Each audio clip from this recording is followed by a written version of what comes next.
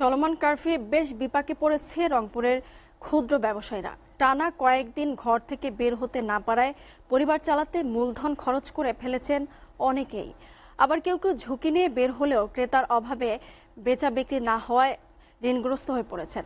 এ অবস্থায় স্বাভাবিক পরিবেশ তৈরির পাশাপাশি আর্থিক প্রণোদনার দাবি জানিয়েছেন ভুক্তভোগী ক্ষুদ্র ব্যবসায়ীরা। রংপুর থেকে আশিকুর রহমান ডিফেন্সের প্রতিবেদন।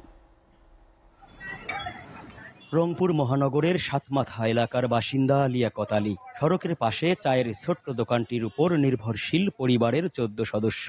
টানা 7 দিন ধরে দোকান খুলতে না পারায় মূলধন থেকে খরচ করে চালাতে হয়েছে পরিবার। এরপরে ঝুঁকি নিয়ে দোকান খুললেও মিলছে না ক্রেতা, তাই ঋণ করে চালাতে হচ্ছে সংসার। মালটাল করছি, রাতে যদি করতে না দেয় তো সব মাল নষ্ট হবে। 12-14 জন পরিবার আমাদের আছে। এটা হাওলা টাল্লা খায় শেষ, মানে ঘরে যা ছিল সব শেষ।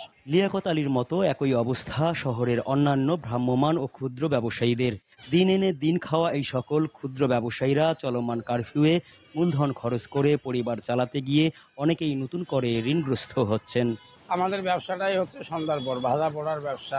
এই যে 10 দিন মনে করো যে দোকান বন্ধ রাখছিলাম, 10 দিন করে 8-10 হাজার টাকা আমাদের খরচ দেনা হয়েছিল।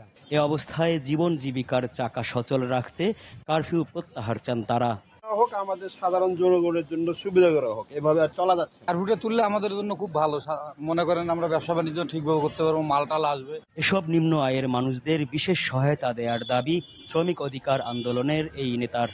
আজকে চলমান যে কারফিউ পরিস্থিতি, এই কারফিউ পরিস্থিতিতে আসলে শ্রমজীবী মানুষের পাশে যদি সরকার এবং বিত্তমানরা না দাঁড়ায়, তাহলে কিন্তু আসলে তারা যে দুর্ভোগের মধ্যে পড়বে, সেই দুর্ভোগের কিন্তু আসলে সীমা পরিসীমা থাকবে না। খেটে খাওয়া সাধারণ মানুষের কথা চিন্তা করে স্বাভাবিক পরিবেশ ফিরিয়ে আনার দাবি রংপুরের ক্ষুদ্র ব্যবসায়ীদের। টানা কয়েকদিন কারফিউয়ের কারণে ঘর থেকে বের হতে পারেনি এরকম ক্ষুদ্র অনেক ব্যবসায়ী। তারা ইতিমধ্যেই ঋণগ্রস্ত হয়ে গেছেন ব্যবসা করতে না পেরে। তাই তাদের দাবি সরকার তাদেরকে বিশেষ প্রণোদনা দিয়ে পুষিয়ে নেবেন তাদের এই আর্থিক ক্ষতি। Ashikur Rahman defence, SA TV, Rangpur.